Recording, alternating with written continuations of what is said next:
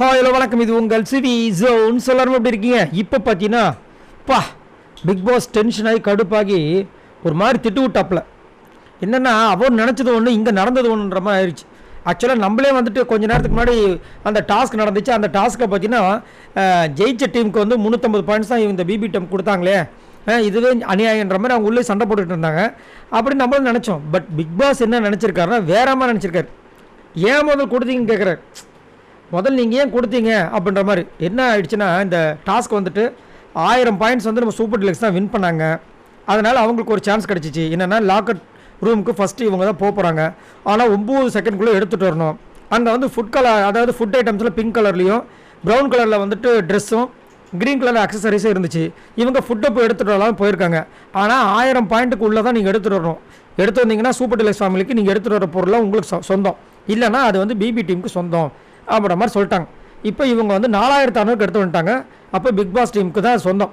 ஆனால் அவங்க என்ன பண்ணுறாங்க, சரி ஹியூமனிட்டி பேரில் நம்ம வந்து கொஞ்சம் கொடுத்துருவோம், இல்லைனா தப்பாகிடும். ஏன்னா நாளைக்கு பெரிய பெரிய பிரச்சனை வந்துச்சுன்னா நம்மளுக்கு மாட்டிக்குவோம், நம்மளுக்கு பிரச்சனை வந்துருச்சுன்னா என்ன பண்ணுன்னு சொல்லிட்டு இவங்க என்ன பண்ணாங்க, ஒரு டீலை போட்டு அவங்களுக்கு ஒரு 350 ரூபாய்க்கு பொருளை கொடுத்துறாங்க.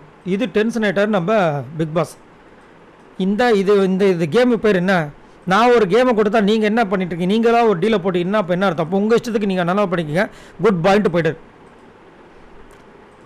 இவங்க என்னென்னமோ பண்ணுறாங்க, மனுஷன் பேசவே இல்லை. தேவையா? அதாவது இவங்க இவ்வளோ கஷ்டப்பட்டு ட்ரெஸ் எல்லாம் எடுத்து பெட்டியில் இது பண்ணி ஸ்டோர் ரூமில் வச்சு எல்லாத்தையுமே எடுத்துட்டாங்க. வர பொருளை இவங்க வந்து ஷேர் பண்ணிக்கிட்டாங்கன்னா அப்புறம் அங்கே வந்து அடுத்த நாள் வந்து விளையாடுறதுக்கு அங்கே அர்த்தமே இருக்காது.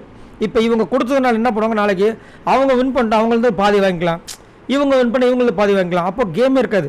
ஸோ நீங்கள் இப்போ ஃபுல்லாக நீங்கள் வச்சுக்கிட்டா தான் அவங்களுக்கு ஒன்றுமே இருக்காது. நாளைக்கு திரும்ப வந்து ஃபைட் பண்ணுவான். 9 செகண்ட்குள்ளே திரும்ப ஓடி வந்து எடுத்துப்பான். எடுத்து உங்களுக்கு கொடுக்க மாட்டான். இந்த மாதிரி போவோம். என்ன பண்ணிகிட்ருக்கீங்கன்னு சொல்லிட்டு பிடிச்சி சம்மர் ஆடு விட்டு கிளம்பிட்டாப்பில். பயங்கரமாக இருந்துச்சு. சரி என்ன பண்ணுறது. சரி, இந்த ஒரு வேக்கப் கால் வச்சு அடுத்த நாள்லாம் நாளைக்கெலாம் வேறு மாதிரி இருக்கும்னு நினைக்கிறேன். சும்மாவே பொங்குவாங்க. இப்போ பிக் பாஸ் வரை கத்தி விட்டாப்பில் பார்க்கலாம். சரி, உங்களோட கருத்துக்களை சொல்லுங்கள். மறக்காம சேனலை சப்ஸ்கிரைப் பண்ணுங்கள். பாய் நம்பர்.